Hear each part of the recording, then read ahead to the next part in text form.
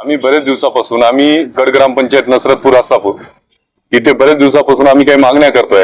15 आयोग असेल, मनोरा असेल, जल जीवन मिशन असेल, दलित वस्ती सुधारित असेल, आमदार खासदार निधी असेल, अशा अनेक जे काम झालेले आहेत गड ग्रामपंचायत नसरतपूर आसापूर इथे आम्ही अनेक दिवसापासून मागणी करतोय। कुठली कशाचीच माहिती देत नाहीत। याचा अर्थ भ्रष्टाचार झाला आहे, त्यामुळे ते कुठलीच माहिती देत नाहीयेत। त्यामुळे आम्ही बसलो। त्याच्यानंतर जसं की घरकुलचा विषय आहे, आमच्या इकडे बरेच लाभार्थी आहेत, त्यांना घरकुल अद्यापही मिळालेलं नाहीये। तर आतापर्यंत त्यांना घरकुल का नाही मिळालं? 40-40 वर्ष आहेत त्यांना आणि घरकुल मिळालं नाहीये। तर मग ते ज्याला मिळालंय त्यांच्याकडे घरकुलच आलेलं नाहीये। असे अनेक मुद्दे आहेत की आम्ही इथे उपोषणाला बसलो आहोत। दोषी प्रशासन आहे, दोषी बीडीओ आहे, दोषी ग्रामसेवक आहे, गड ग्रामपंचायत आहे, सगळे दोषी आहेत। आम्ही अनेकदा पत्रव्यवहार केलेले आहेत, अनेकदा।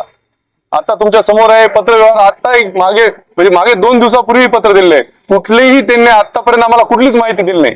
कुठल्याच निधीची कुठलीच माहिती दिली नाही अद्यापही त्यांनी आम्हाला। आम्ही माननीय कलेक्टर साहेबांना दिले, माननीय सीओ मॅडमला दिले, माननीय तहसीलदार साहेबांना दिले, माननीय आपलं जे बीडीओ साहेब आहेत त्यांना दिलं, एव्हन आम्ही ग्रामसेवकाला सुद्धा आम्ही निवेदन दिले। आज तर आम्ही गावातून काही लोक आलो, त्याच्या पुढे पूर्ण गाव येऊन आम्ही पंचायत समितीमध्ये बसू। आमच्या टोटल 14 मागण्या आहेत ग्रामपंचायतच्या लेवलला।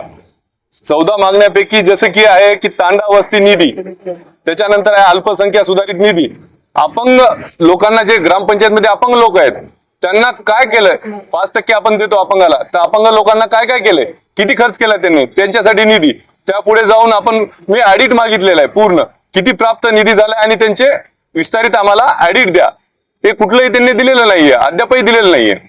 नांदेड जिल्ह्याचे पालकमंत्री डॅसिंग आणि खूप चांगले काम करत आहेत। आमची विनंती आहे त्यांना की आमचे जे छोटंसं गाव आहे, गड ग्रामपंचायत आहे, 3 गावची गड ग्रामपंचायत आहे, पालकमंत्री महोदयांनी यांच्यावर लक्ष द्यावं। लक्ष देऊन जो कोणी दोषी असेल त्यांना कारवाई करावं आणि जे महसूल बुडवला आहे त्यांच्याकडून महसूल वसूल करून घ्यावं आणि तात्काळ याच्यावर कारवाई करण्यात यावं। मी सविता ज्ञानेश्वर डुबुकवाड, राहते नवीन आसापूर, नांदेड। आम्हाला घरकुल नाहीये आज आतापर्यंत। 10 वर्ष झाले लग्न होऊन, घरकुल नाही आम्हाला इतक्या दिवसापासून। राशन कार्ड पण नाही आहे। ऑनलाईन 2 वर्ष झालं आम्ही टाकलेले, पण ऑनलाईन अजून झालं नाहीये आमचं।